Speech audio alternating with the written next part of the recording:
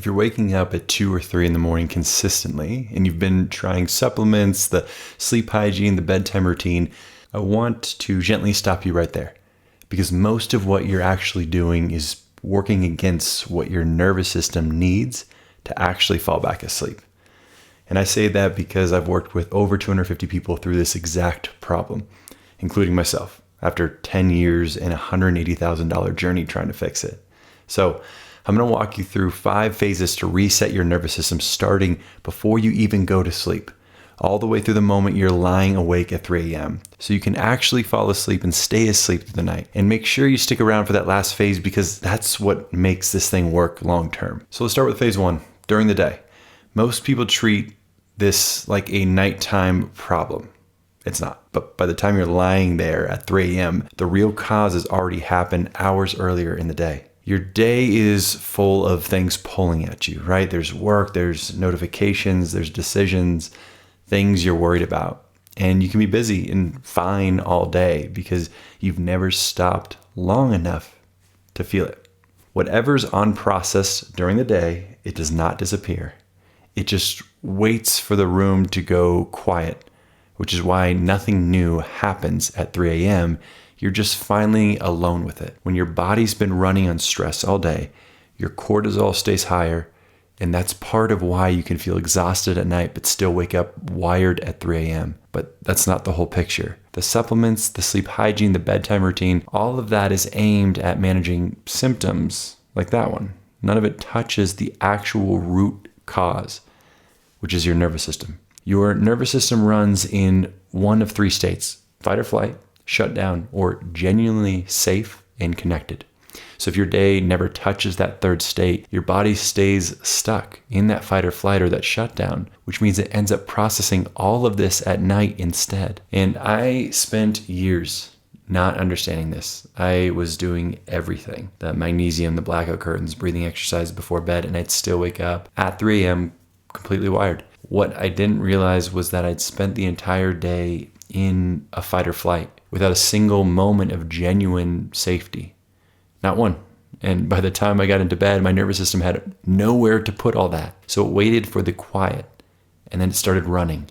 And that was the pattern I couldn't see until someone helped me look at my whole day and look a little more inward, not just what I was doing before bed. We want to get your nervous system in that third state, right? Safe and connected, at least once before bed. And as simple as a conversation with someone you don't have to perform for or switched on for. That's the signal your body's actually waiting for. And I had a client who built a great business, but he could not answer when I asked him what actually brought him joy. He'd been running at full capacity for so long that the genuine connection had quietly dropped off the list. So we started small, one afternoon of real unhurried time with a friend. No agenda, no networking, just being with someone who can actually see you, but you can actually relax around. And true story, by the next week, he had picked up an hour of extra sleep, something that hadn't happened in years. And this is not just a new supplement. It's not a new protocol. It's one afternoon of being a human being instead of a performer. Now let's move into phase 2, which is before bed, because even a moment of connection like that doesn't cover everything, right?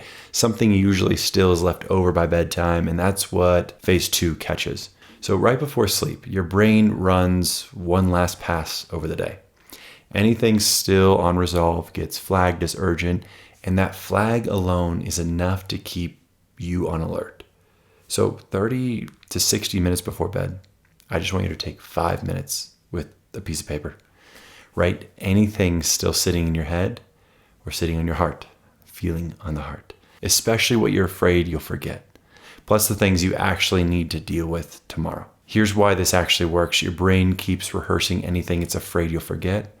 And the second it's on paper, it's already captured. I remember the first time I actually did this properly. I tried journaling before bed and it never really stuck. I was trying to process and reflect or find meaning in things. This was different. It was just, what's still running? What am I afraid I'll forget? And it was 5 minutes, no structure. And I noticed something almost immediately. There was a kind of physical shift, like something I'd been holding in my chest all day quietly exhaled. That's not poetry. That's your nervous system registering that the day has been handed somewhere safe. And this is really you sending your survival brain a message that the day is over, it's recorded, it's handled, you don't need to stay alert to remember, and it compounds. The more consistently you do this, the faster your brain learns to associate the evening with safety instead of staying half on watch. Real quick, before we get into what to do when you actually wake up in the middle of the night, if you are a high performer and this has been going on for a while with your sleep and you want to find the actual root cause and build a plan around that, there's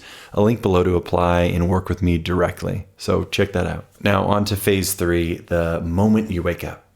Because even doing phases 1 and 2 perfectly, you can still wake up, and that's normal. What happens in the next 10 seconds is what matters. For years, I'd wake up and stare at the ceiling until the sun rose. The first thought you'd have in that moment is usually the same one. Am I ever going to sleep again? That's the trap. The second you think something is wrong, your body reads it as a threat and floods you with adrenaline. You just made yourself more awake than you were 10 seconds ago. And here's why that panic is so counterproductive, because in the back half of the night, your brain's already cycling into a lighter sort of alpha wave state, the same state you're in when actually trying to fall asleep. So you're not far from sleep, you're standing right next to it. And that one panic thought is kind of what flips you into full wide awake beta waves that slams the door on yourself. And one of my clients, an executive who'd been waking at 3 a.m. for over 5 years, described it perfectly. He said it was like being at the edge of a pool and about to slip in, and then somebody shouts your name and suddenly you're wide awake on the side again. That's exactly what the panic thought does. The pool is sleep and the shout is your own brain. So prepare before. Turn the clock away before bed. Don't calculate how many hours are left. What's actually happening is you've dropped into one of the same 2 states from phase 1, the fight or flight or shutdown. Being awake isn't the problem. It's staying stuck in that state that is. So we meet it instead. It's okay that I'm awake. I'm safe. I can even rest, even if I'm not asleep. That's you handing your body evidence of the third state, safe and connected. Now that you're not fighting it anymore, here's the next step on how to actually turn your mind off. And that's phase 4, the body scan. So our mind spins, right? Plans, worries, tries to solve things. And the more attention you give your thoughts, the louder it will get. So instead of following the thoughts, bring your attention to the physical body. Slowly move your attention from head to toe, your jaw, your neck, your shoulders, to chest, belly, hands, legs. But don't try to fix anything, almost like meditation. Relax, just notice, witness it. And the first time I taught this to a client, she called it the most boring thing she'd ever done. She meant it as a complaint, and I told her that was the point. Her mind had been running at executive speed for 20 years. Boring was actually what her nervous system needed. So, 3 days later, she texted me that she had fallen asleep before she had reached her feet. This is not something she had done in years. And yeah, most people will feel a shift before they even reach their feet. And you can't fully be in your thoughts and fully be in your body at the same time. That's why this works. Most nights, this is as far as you'll need to go. Now, if something's still sitting there after all 4 phases, this is where it finally gets addressed, which is phase 5. Meet what's left, then downshift. I want you to ask yourself, what am I actually feeling? What's keeping me up right now? What's holding me back? Treat it like you might a child waking up scared in the night. You go to it. You don't ignore it. This is the hardest one for the high performers I work with, because the instinct, the one that made them effective at everything else, is to push through, suppress, move on. But that child doesn't stop because you ignore it. It gets louder. It wakes at 3 a.m. The moment you actually turn towards it, even for 60 seconds, something shifts. I've watched this happen with a client who'd been white-knuckling his way through panic at 3 a.m. for 18 months. The first time he actually sat with what he was feeling, instead of fighting it or shoving it down deeper, he fell back asleep within 20 minutes. He said it was the first time he had done that in over a year. I hear these stories all the time. Now, if it's bigger than you can just sit with, then you have the tools for in that moment, then write it out for 5 minutes. Your writing is to move that energy out of your body and onto the page. Then breathe.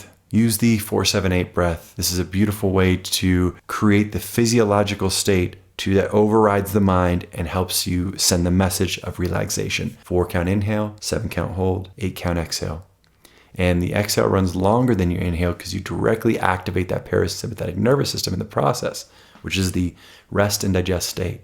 So you're literally pressing the brakes on the stress response with your own breath. Then I would pair this with something really honest. I don't need to fix this right now. My body knows how to rest. Somewhere in there, the body knows how to rest.